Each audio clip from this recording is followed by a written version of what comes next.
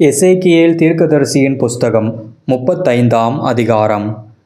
கர்த்தருடைய வார்த்தை எனக்கு உண்டாகி, அவர், மனுபுத்திரனே, நீ உன் முகத்தை சேயீர் மலைக்கு நேராக திருப்பி அதற்கு விரோதமாக தீர்க்க தரிசனம் உரைத்து அதற்கு சொல்ல வேண்டியது என்னவென்றால், கர்த்தராகிய ஆண்டவர் உரைக்கிறார், சேயீர் மலையே, இதோ நான் உனக்கு விரோதமாக வந்து என் கையை உனக்கு விரோதமாக நீட்டி உன்னை பாழும் அவாந்தர வெளியும் ஆக்குவேன்.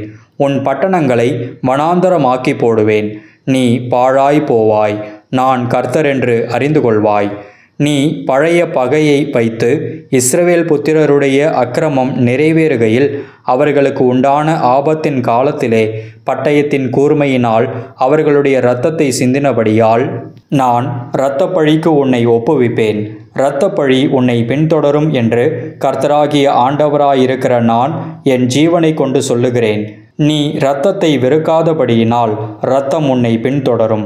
நான் சேயீர் மலையை பாழும் அவாந்தர இடமுமாக்கி அதிலே போக்குவரவு செய்வார் இல்லாதபடி சங்காரம் செய்து அதன் மலைகளை கொலையுண்டவர்களாலே நிரப்புவேன். உன் மேடுகளிலும் உன் பள்ளத்தாக்குகளிலும் உன் எல்லா ஆறுகளிலும் பட்டயத்தால் வெட்டுண்டவர்கள் விழுவார்கள். நீ என்றைக்கும் அவாந்தர வெளியாயிருக்கும்படி செய்வேன். உன் பட்டணங்கள் குடியேற்றப்படுவதில்லை. அப்பொழுது நான் கர்த்தர் என்று அறிந்து கொள்வார்கள். 2 ஜாதிகளும் 2 தேசங்களும் கர்த்தர் வசமாயிருந்தும் அவைகள் என்னுடையவைகளாகும். நான் அவைகளை சுதந்தரித்து கொள்ளுவேன் என்று நீ சொல்லுகிறபடியினால் நீ அவர்கள் மேல் வைத்த வர்மத்தினால் செய்த உன் கோபத்துக்கு தக்கதாகவும் உன் பொறாமைக்கு தக்கதாகவும் நான் செய்து கர்த்தராகிய ஆண்டவராயிருக்கிற நான் உன்னை நியாயம் தீர்க்கும்போது என்னை அவர்களுக்குள் அதனால் அறிய பண்ணுவேன் என்று என் ஜீவனை கொண்டு சொல்லுகிறேன். இஸ்ரவேலின் மலைகள் பாழாக்கப்பட்டு எங்களுக்கு இரையாக கொடுக்கப்பட்டது என்று நீ அவைகளுக்கு விரோதமாய் சொன்ன உன் நிந்தனைகளை எல்லாம் கர்த்தராகிய நான் கேட்டேன் என்று அப்பொழுது அறிந்து கொள்வாய். நீங்கள் உங்கள் வாயினால் எனக்கு விரோதமாக பெருமை பாராட்டி எனக்கு விரோதமாக உங்கள் வார்த்தைகளை பெருக பண்ணினீர்கள். அதை நான் கேட்டேன். பூமியெல்லாம் மகிழும்போது நான் உன்னை பாழாயிருக்கும்படி செய்வேன் என்று கர்த்தராகிய ஆண்டவர் சொல்லுகிறார். இஸ்ரவேல் வம்சத்தாரின் சுதந்திரம் பாழாய் போனதை கண்டு மகிழ்ந்தாயே, உனக்கும் அப்படியே சம்பவிக்க செய்வேன். சேயீர் மலையே, ஏதோமே, நீ முழுதும் பாழாவாய். அதனால் நான் கர்த்தர் என்று அறிந்து கொள்வார்கள் என்று உரைத்தார் என்று சொல்லு. எசேக்கியேல் தீர்க்கதரிசியின் புஸ்தகம் 36ஆம் அதிகாரம். மனுபுத்திரனே, நீ இஸ்ரவேல் மலைகளை நோக்கி தீர்க்க தரிசனம் உரைத்து சொல்ல வேண்டியது என்னவென்றால், இஸ்ரவேல் மலைகளே, கர்த்தருடைய வார்த்தையை கேளுங்கள். கர்த்தராகிய ஆண்டவர் உரைக்கிறார், பகைஞன் உங்களை குறித்து, ஆ ஆ, நித்திய மேடுகள் எங்கள் வசமாயிற்று என்று சொல்லுகிறபடியினால் நீ தீர்க்க தரிசனம் உரைத்து சொல்ல வேண்டியது என்னவென்றால், கர்த்தராகிய ஆண்டவர் உரைக்கிறார், நீங்கள் புறஜாதிகளில் மீதியானவர்களுக்கு சுதந்திரமாயிருக்கும்படி அவர்கள் உங்களை பாழாக்கி உங்களை சுற்றிலும் இருந்து விழுங்கினபடியினாலும் நீங்கள் வாயாடிகளுக்கு பேச்சும் ஜனங்களுக்கு அவதூறுமானவர்கள் ஆனபடியினாலும் இஸ்ரவேல் மலைகளே, நீங்கள் கர்த்தராகிய ஆண்டவருடைய வார்த்தையை கேளுங்கள். மலைகளுக்கும் மேடுகளுக்கும் ஆறுகளுக்கும் பள்ளத்தாக்குகளுக்கும் பாழாக்கப்பட்ட அவாந்தர இடங்களுக்கும் வெறுமையாய் விடப்பட்ட பட்டணங்களுக்கும் கர்த்தராகிய ஆண்டவர் சொல்லுகிறார், உங்களை சுற்றிலும் மீதியான புறஜாதிகளுக்கு நீங்கள் கொள்ளையும் பரியாசமுமாய் போனபடியினால் கர்த்தராகிய ஆண்டவர் சொல்லுகிறார், என் தேசத்தை கொள்ளையிடப்பட்ட வெளியாக்கும்படிக்கு அதை முழு இருதயத்தின் சந்தோஷத்தோடும் கர்வமான மனதோடும் தங்களுக்கு சுதந்திரமாக நியமித்து கொண்ட புறஜாதிகளில் மீதியானவர்களுக்கு விரோதமாகவும் ஏதோம் அனைத்துக்கும் விரோதமாகவும் என் அக்கினியான எரிச்சலினால் பேசினேன் என்று நிச்சயமாய் சொல்லுகிறேன். ஆகையால் நீ இஸ்ரவேல் தேசத்தை குறித்து தீர்க்க தரிசனம் உரைத்து மலைகளுக்கும் மேடுகளுக்கும் ஆறுகளுக்கும் பள்ளத்தாக்குகளுக்கும் சொல்ல வேண்டியது என்னவென்றால், கர்த்தராகிய ஆண்டவர் உரைக்கிறார், இதோ நீங்கள் புறஜாதிகள் செய்யும் அவமானத்தை சுமந்தபடியினால் நான் என் எரிச்சலினாலும் என் உக்கிரத்தினாலும் பேசினேன். ஆதலால் கர்த்தராகிய ஆண்டவராயிருக்கிற நான் என் கரத்தை உயர்த்துவேன். உங்களை சுற்றிலும் இருக்கிற புறஜாதிகள் தங்களுடைய அவமானத்தை நிச்சயமாய் சுமப்பார்கள் என்று சொல்லுகிறேன். இஸ்ரவேல் மலைகளே, நீங்கள் உங்கள் கொப்புகளை விட்டு என் ஜனமாகிய இஸ்ரவேலுக்கு உங்கள் கனிகளை கொடுப்பீர்கள். அவர்கள் சமீபமாய் வந்துவிட்டார்கள். இதோ, நான் உங்கள் பட்சத்திலிருந்து உங்களை கண்ணோக்குவேன். நீங்கள் பண்படுத்தப்பட்டு விதைக்கப்படுவீர்கள். நான் உங்கள் மேல் இஸ்ரவேல் வம்சமாகிய மனுஷர் யாவரையும் வர்த்திக்க பண்ணுவேன். பட்டணங்கள் குடியேற்றப்படும், அவாந்தரமான ஸ்தலங்கள் கட்டப்படும். உங்கள் மேல் மனுஷரையும் மிருக ஜீவன்களையும் பெருகி பழுகும்படி வர்த்திக்க பண்ணுவேன். பூர்வ நாட்களில் நீங்கள் இருந்த நிலைமையில் நான் உங்களை ஸ்தாபித்து உங்கள் முந்தின சீரை பார்க்கிலும் உங்களுக்கு நற்சீர் உண்டாகச் செய்வேன். அதனால் நான் கர்த்தர் என்று அறிந்து கொள்வீர்கள். நான் உங்கள் மேல் என் ஜனமாகிய இஸ்ரவேலின் மனுஷரை நடமாட பண்ணுவேன். அவர்கள் உன்னை கையாளுவார்கள். அவர்களுக்கு சுதந்திரமாயிருப்பாய். நீ இனிமேல் அவர்களை சாக கொடுப்பதில்லை. கர்த்தராகிய ஆண்டவர் சொல்லுகிறது என்னவென்றால், ஜனங்கள் உன்னை பார்த்து, நீ மனுஷரை பட்சிக்கிற தேசம் என்றும் நீ உன் ஜனங்களை சாக கொடுக்கிற தேசமென்றும் சொல்லுகிறபடியினால், நீ இனிமேல் மனுஷரை பட்சிப்பதும் இல்லை, இனிமேல் உன் ஜனங்களை சாக கொடுப்பதும் இல்லை என்று கர்த்தராகிய ஆண்டவர் சொல்லுகிறார். நான் இனிமேல் புறஜாதிகள் செய்யும் அவமானத்தை உன்னிடத்திலே கேட்க பண்ணுவதும் இல்லை. நீ ஜனங்களின் நிந்தையை இனிமேல் சுமப்பதும் இல்லை. நீ இனிமேல் உன் ஜாதிகளை சாக கொடுப்பதும் இல்லை என்று கர்த்தராகிய ஆண்டவர் உரைக்கிறார் என்று சொல் என்றார். பின்னும் கர்த்தருடைய வார்த்தை எனக்கு உண்டாகி அவர், மனுபுத்திரனே, இஸ்ரவேல் வம்சத்தார் தங்கள் சுய தேசத்திலே குடியிருக்கையில் அதை தங்கள் நடக்கையினாலும் தங்கள் கிரியைகளினாலும் தீட்டுப்படுத்தினார்கள். அவர்களுடைய நடக்கை என் முகத்துக்கு முன்பாக தூர ஸ்திரீயின் தீட்டை போல் இருந்தது. ஆகையினால் தேசத்திலே அவர்கள் சிந்தின இரத்தத்தின் நிமித்தமும் அதை அவர்கள் தங்கள் நரகலான விக்கிரகங்களால் தீட்டுப்படுத்தினது நிமித்தமும் நான் என் உக்கிரத்தை அவர்கள் மேல் ஊற்றி அவர்களை புறஜாதிகளுக்குள்ளே சிதறடித்தேன். தேசங்களில் தூற்றி போடப்பட்டார்கள். அவர்களுடைய நடக்கையின்படியேயும் அவர்களுடைய கிரியைகளின்படியேயும் அவர்களை நியாயந்தீர்த்தேன். அவர்கள் புறஜாதிகளிடத்தில் போனபோது அந்த ஜனங்கள் இவர்களை குறித்து, இவர்கள் கர்த்தருடைய ஜனங்கள், அவருடைய தேசத்திலிருந்து வந்தார்கள் என்று சொன்னதினால் இவர்கள் என் பரிசுத்த நாமத்தை பரிசுத்த குலைச்சலாக்கினார்கள். ஆனாலும் இஸ்ரவேல் வம்சத்தார் தாங்கள் வந்து சேர்ந்த புறஜாதிகளிடத்திலே பரிசுத்த குலைச்சலாக்கின என் பரிசுத்த நாமத்தின் நிமித்தமாகவே இறங்குகிறேன். ஆதலால் நீ இஸ்ரவேல் வம்சத்தாரை நோக்கி, கர்த்தராகிய ஆண்டவர் உரைக்கிறது என்னவென்றால், இஸ்ரவேல் வம்சத்தாரே, உங்கள் நிமித்தம் அல்ல, நீங்கள் வந்து சேர்ந்த புறஜாதிகளிடத்தில் பரிசுத்த குலைச்சலாக்கின என் பரிசுத்த நாமத்தின் நிமித்தமே நான் இப்படி செய்கிறேன். புறஜாதிகளின் நடுவே நீங்கள் பரிசுத்த குலைச்சல் ஆக்கினதும் அவர்களுக்குள் உங்களால் பரிசுத்த குலைச்சல் ஆக்கப்பட்டதுமான என் மகத்தான நாமத்தை நான் பரிசுத்தம் பண்ணுவேன். அப்பொழுது புறஜாதிகள் தங்கள் கண்களுக்கு முன்பாக நான் உங்களுக்குள் பரிசுத்தம் பண்ணப்படுகையில் நான் கர்த்தர் என்பதை அறிந்து கொள்வார்கள் என்று கர்த்தராகிய ஆண்டவர் சொல்லுகிறார்.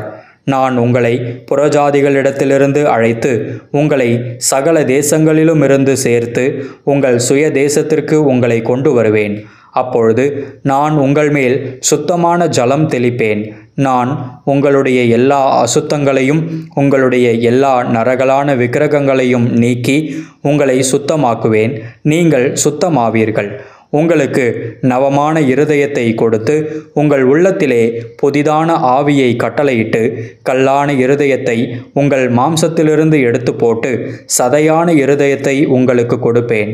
உங்கள் உள்ளத்திலே என் ஆவியை வைத்து உங்களை என் கட்டளைகளில் நடக்கவும் என் நியாயங்களை கைக்கொள்ளவும் அவைகளின்படி செய்யவும் பண்ணுவேன். உங்கள் பிதாக்களுக்கு நான் கொடுத்த தேசத்திலே நீங்கள் குடியிருப்பீர்கள். நீங்கள் என் ஜனமாயிருப்பீர்கள். நான் உங்கள் தேவனாயிருந்து உங்கள் அசுத்தங்களை எல்லாம் நீக்கி உங்களை இரட்சித்து உங்கள் மேல் பஞ்சத்தை கட்டளையிடாமல் கோதுமையை வரவழைத்து அதை பெருக பண்ணி நீங்கள் இனிமேல் ஜாதிகளுக்குள்ளே பஞ்சத்தினால் உண்டாகும் நிந்தையை அடையாதபடிக்கு விருட்சத்தின் கனிகளையும் வயலின் பலன்களையும் பெருக பண்ணுவேன். அப்பொழுது நீங்கள் உங்கள் பொல்லாத மார்க்கங்களையும் உங்கள் தகாத கிரியைகளையும் நினைத்து உங்கள் அக்கிரமங்களின் நிமித்தமும் உங்கள் அருவருப்புகளின் நிமித்தமும் உங்களையே அரோசிப்பீர்கள். நான் இப்படி செய்வது உங்கள் நிமித்தமாக அல்லவென்று கர்த்தராகிய ஆண்டவர் சொல்லுகிறார். இது உங்களுக்கு அறியப்பட்டிருக்க கடவது. இஸ்ரவேல் வம்சத்தாரே, உங்கள் வழிகளின் நிமித்தம் வெட்கி நாணுங்கள். கர்த்தராகிய ஆண்டவர் சொல்லுகிறது என்னவென்றால், நான் உங்கள் அக்கிரமங்களை எல்லாம் நீக்கி உங்களை சுத்தமாக்கும் காலத்திலே பட்டணங்களில் குடியேற்றுவிப்பேன். அவாந்தரமான ஸ்தலங்களும் கட்டப்படும். பாழாக்கப்பட்ட தேசம் கடந்து போகிற யாவருடைய பார்வைக்கும் பாழாய் கிடந்ததற்கு பதிலாக பயிரிடப்படும். பாழாய் கிடந்த இத்தேசம் ஏதேன் தோட்டத்தைப் போல் ஆயிற்றென்றும், அவாந்தரமும் பாழும் நிர்மூலமுமாயிருந்த பட்டணங்கள் அரணிப்பானவைகளும் குடியேற்றப்பட்டவைகளுமாயிருக்கிறது என்றும் சொல்லுவார்கள். கர்த்தராகிய நான் நிர்மூலமானவைகளை கட்டுகிறேன் என்றும் பாழானதை பயிர்நிலமாக்குகிறேன் என்றும் அப்பொழுது உங்களை சுற்றிலும் உள்ள மீதியான ஜாதிகள் அறிந்து கொள்வார்கள். கர்த்தராகிய நான் இதை சொன்னேன், இதை செய்வேன். கர்த்தராகிய ஆண்டவர் சொல்லுகிறது என்னவென்றால், இஸ்ரவேல் வம்சத்தாருக்காக நான் இதை அனுக்கிரகம் செய்யும்படி அவர்கள் என்னிடத்தில் விண்ணப்பம் பண்ண வேண்டும். மந்தை பெருகுகிறது போல் அவர்களில் மனிதரை பெருக பண்ணுவேன். பண்டிகை காலங்களில் எருசலேமிலே பரிசுத்தம் பண்ணப்பட்டு வருகிற மந்தைகள் எப்படி திரளாயிருக்கிறதோ அப்படியே அவாந்தரமாயிருந்த பட்டணங்கள் மனுஷரின் மந்தையால் நிரம்பியிருக்கும். அதனால் நான் கர்த்தர் என்பதை அறிந்து கொள்வார்கள் என்று சொல் என்றார். எசேக்கியேல் தீர்க்கதரிசியின் புஸ்தகம் 37ஆம் அதிகாரம்.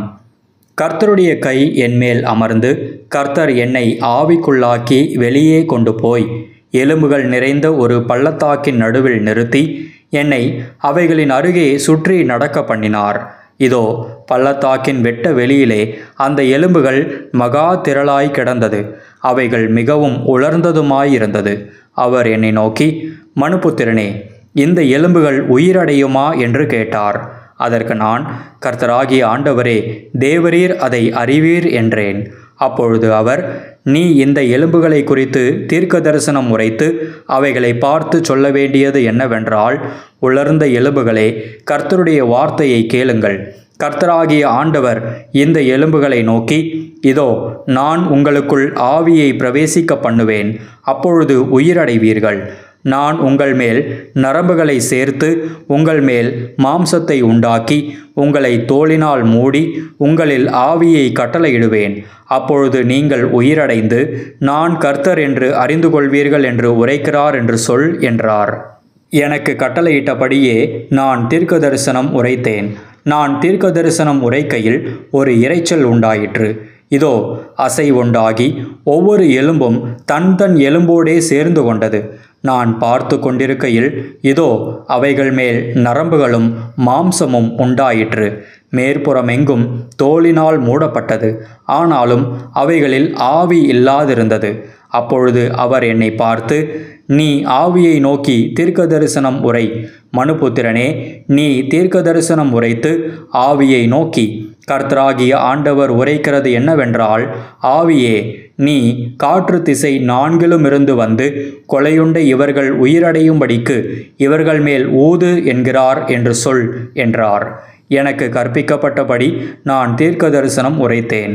அப்பொழுது ஆவி அவர்களுக்குள் பிரவேசிக்க அவர்கள் உயிரடைந்து காலூன்றி மகா பெரிய சேனையாய் நின்றார்கள். அப்பொழுது அவர் என்னை நோக்கி, மனுபுத்திரனே, இந்த எலும்புகள் இஸ்ரவேல் வம்சத்தார் அனைவருமே. இதோ, அவர்கள் எங்கள் எலும்புகள் உலர்ந்து போயிற்று, எங்கள் நம்பிக்கை அற்று போயிற்று, நாங்கள் அறுப்புண்டு போகிறோம் என்கிறார்கள். ஆகையால் நீ தீர்க்க தரிசனம் உரைத்து அவர்களோடே சொல்ல வேண்டியது என்னவென்றால், கர்த்தராகிய ஆண்டவர் உரைக்கிறார், இதோ, என் ஜனங்களே, நான் உங்கள் பிரேத குழிகளை திறந்து உங்களை உங்கள் பிரேத குழிகளிலிருந்து வெளிப்படவும் உங்களை இஸ்ரவேல் தேசத்துக்கு வரவும் பண்ணுவேன். என் ஜனங்களே, நான் உங்கள் பிரேத குழிகளை திறந்து உங்களை உங்கள் பிரேத குழிகளிலிருந்து வெளிப்பட பண்ணும்போது நான் கர்த்தர் என்று அறிந்து கொள்வீர்கள். என் ஆவியை உங்களுக்குள் வைப்பேன், நீங்கள் உயிரடைவீர்கள். நான் உங்களை உங்கள் தேசத்தில் வைப்பேன். அப்பொழுது நான் கர்த்தர் என்று அறிந்து கொள்வீர்கள். இதை சொன்னேன், இதை செய்வேன் என்று கர்த்தர் உரைக்கிறார் என்று சொல் என்றார். பின்னும் கர்த்தருடைய வார்த்தை எனக்கு உண்டாகி அவர், மனுபுத்திரனே, நீ ஒரு கோலை எடுத்து அதிலே யூதாவுக்கும் அதைச் சேர்ந்த இஸ்ரவேல் புத்திரருக்கும் அடுத்தது என்று எழுதி, பின்பு வேறொரு கோலை எடுத்து அதிலே எப்ராயீமுக்கும் அதைச் சேர்ந்த இஸ்ரவேல் வம்சத்தார் அனைவருக்கும் அடுத்த யோசேப்பின் கோல் என்று எழுதி, அவைகளை ஒரே கோலாகும்படி ஒன்றோடொன்று இசையச் செய். அவைகள் உன் கையில் ஒன்றாகும். இவைகளின் பொருள் இன்னதென்று எங்களுக்கு அறிவிக்க மாட்டீரோ என்று உன் ஜனத்தின் புத்திரர் உன்னிடத்தில் கேட்டால், நீ அவர்களை நோக்கி, கர்த்தராகிய ஆண்டவர் உரைக்கிறது என்னவென்றால், இதோ எப்ராயீமுக்கும் அதைச் சேர்ந்த இஸ்ரவேல் கோத்திரங்களுக்கும் அடுத்த யோசேப்பின் கோலை எடுத்து அதை யூதாவின் கோலோடே சேர்த்து அவைகளை ஒரே கோலாக்குவேன். அவைகள் என் கையில் ஒன்றாகும் என்கிறார் என்று சொல்லும்போது, நீ எழுதின கோல்கள் அவர்களுடைய கண்களுக்கு முன்பாக உன் கையில் இருக்க வேண்டும். நீ அவர்களை நோக்கி, கர்த்தராகிய ஆண்டவர் உரைக்கிறது என்னவென்றால், இதோ நான் இஸ்ரவேல் வம்சத்தாரை அவர்கள் போயிருக்கும் ஜாதிகளிடத்திலிருந்து அழைத்து சுற்றிலும் இருந்து அவர்களை சேர்த்து அவர்களை அவர்கள் சுய தேசத்திலே வரப்பண்ணி அவர்களை இஸ்ரவேலின் மலைகளாகிய தேசத்திலே ஒரே ஜாதியாக்குவேன். ஒரே ராஜா அவர்கள் எல்லாருக்கும் ராஜாவாக இருப்பார். அவர்கள் இனி 2 ஜாதிகளாக இருப்பதில்லை. அவர்கள் இனி 2 ராஜ்யங்களாக பிரிவதும் இல்லை. அவர்கள் இனி தங்கள் நரகலான விக்கிரகங்களினாலும் தங்கள் அருவருப்புகளினாலும் தங்களுடைய சகல மீறுதல்களினாலும் தங்களை தீட்டுப்படுத்துவதும் இல்லை. அவர்கள் குடியிருந்து பாவம் செய்த எல்லா இடங்களிலிருந்தும் நான் அவர்களை நீங்களாக்கி ரட்சித்து அவர்களை சுத்தம் பண்ணுவேன். அப்பொழுது அவர்கள் என் ஜனமாயிருப்பார்கள், நான் அவர்கள் தேவனாயிருப்பேன். என் தாசனாகிய தாவீது என்பவர் அவர்கள் மேல் ராஜாவாக இருப்பார். அவர்கள் எல்லாருக்கும் ஒரே மேய்ப்பர் இருப்பார். அப்பொழுது அவர்கள் என் நியாயங்களில் நடந்து என் கட்டளைகளை கைக்கொண்டு அவைகளின்படியே செய்து நான் என் தாசனாகிய யாக்கோபுக்கு கொடுத்ததும் உங்கள் பிதாக்கள் குடியிருந்ததுமான தேசத்திலே குடியிருப்பார்கள். அவர்களும் அவர்கள் பிள்ளைகளும் அவர்களுடைய பிள்ளைகளின் பிள்ளைகளும் அதிலே என்றென்றைக்கும் குடியிருப்பார்கள். என் தாசனாகிய தாவீது என்பவர் என்றென்றைக்கும் அவர்களுக்கு அதிபதியாயிருப்பார். நான் அவர்களோடே சமாதான உடன்படிக்கை செய்வேன். அது அவர்களுக்கு நித்திய உடன்படிக்கையாயிருக்கும். நான் அவர்களை நிலைப்படுத்தி அவர்களை வர்த்திக்க பண்ணி அவர்கள் நடுவிலே என் பரிசுத்த ஸ்தலத்தை என்றென்றைக்கும் ஸ்தாபிப்பேன். என் வாசஸ்தலம் அவர்களிடத்தில் இருக்கும். நான் அவர்கள் தேவனாயிருப்பேன். அவர்கள் என் ஜனமாயிருப்பார்கள். அப்படியே என் பரிசுத்த ஸ்தலம் அவர்கள் நடுவிலே என்றென்றைக்கும் இருக்கும்போது நான் இஸ்ரவேலை பரிசுத்தம் பண்ணுகிற கர்த்தர் என்று ஜாதிகள் அறிந்து கொள்வார்கள் என்கிறார் என்று சொல் என்றார்.